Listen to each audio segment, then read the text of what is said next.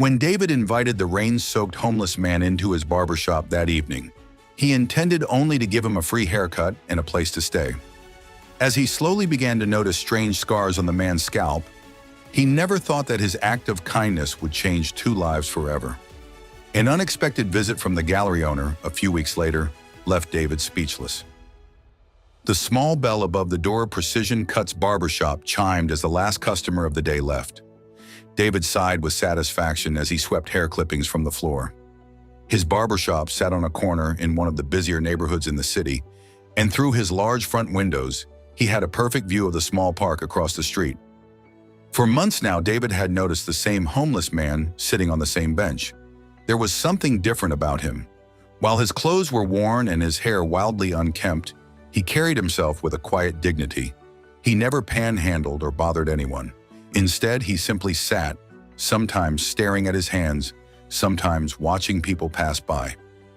As winter approached, the weather grew increasingly harsh. One particularly nasty evening, rain poured down in sheets as David prepared to close up shop. Lightning flashed, illuminating the park across the street, now completely empty.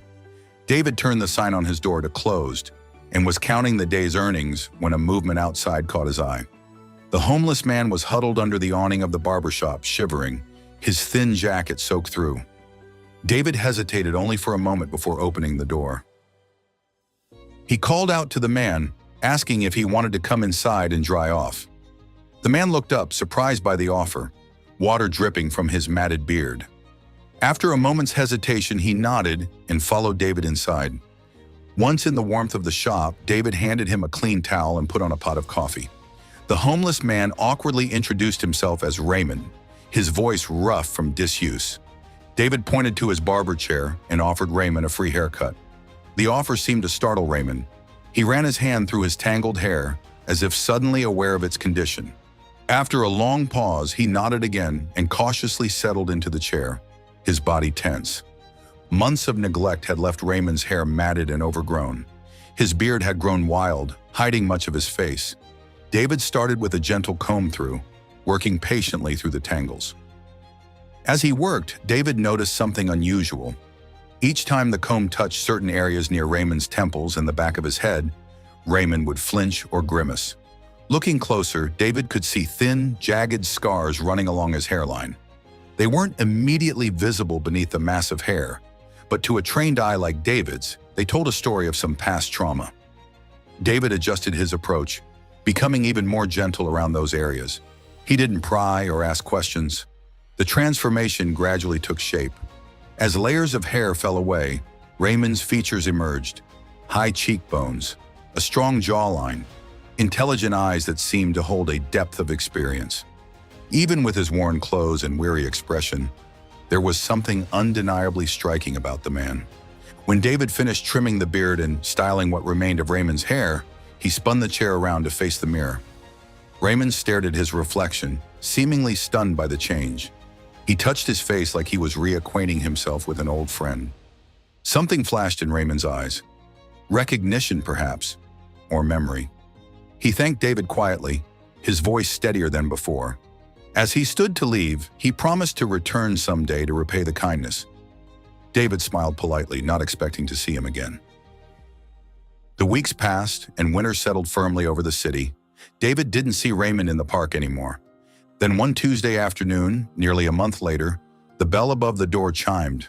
A well-dressed woman entered the shop, her confident stride suggesting she wasn't there for a haircut. She introduced herself as Elena, the owner of Horizon Gallery downtown. Elena explained that she was looking specifically for David.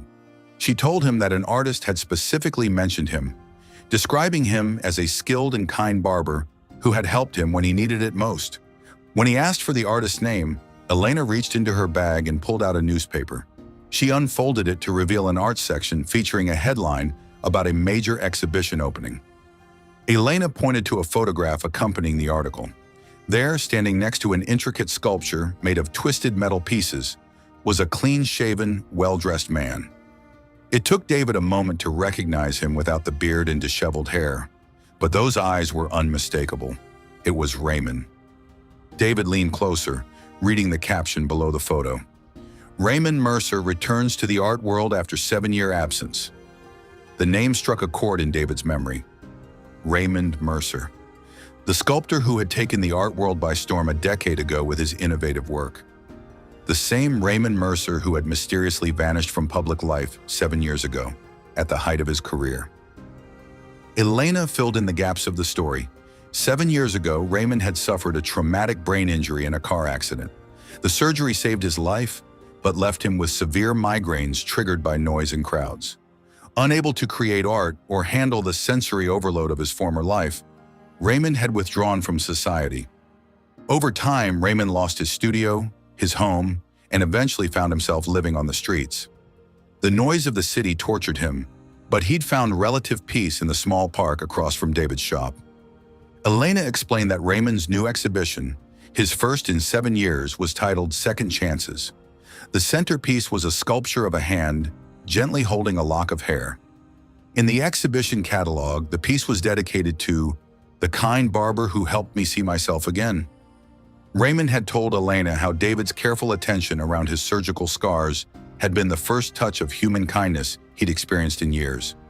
Something about that moment in the barber chair, seeing his true self emerge from behind the mask of homelessness, had sparked something in Raymond. David stood silent, processing this revelation. He had simply offered a haircut, something he did dozens of times every day. He hadn't known he was serving a famous artist. The gallery opening was scheduled for that Friday evening. Elena extended a personal invitation from Raymond, who wanted David to attend as his special guest. That Friday, David closed his shop early and made his way to the gallery. The space was packed with art critics, collectors, and curious members of the public. In the center of it all stood Raymond, now dressed in a tailored suit, looking nothing like the man who had sheltered under David's awning that rainy night. When Raymond spotted David, he crossed the room and greeted him warmly. He spoke about how that simple act of kindness, being treated with dignity and care, had reminded him of who he was beneath the pain and struggle. As they walked through the exhibition together, David saw the beauty Raymond created from discarded materials, turning forgotten, broken things into art that spoke of resilience and renewal. Perhaps, David thought, that was what Raymond had seen in himself that day in the barber chair, the possibility of renewal. One small act of kindness had helped revive the career of one of the art world's lost treasures. And in the process, it had reminded David of something important, that sometimes the most meaningful connections happen when we see the dignity in others, even when they can't see it in themselves. Have you ever wondered how many lives you might touch with simple acts of kindness that you never even think twice about?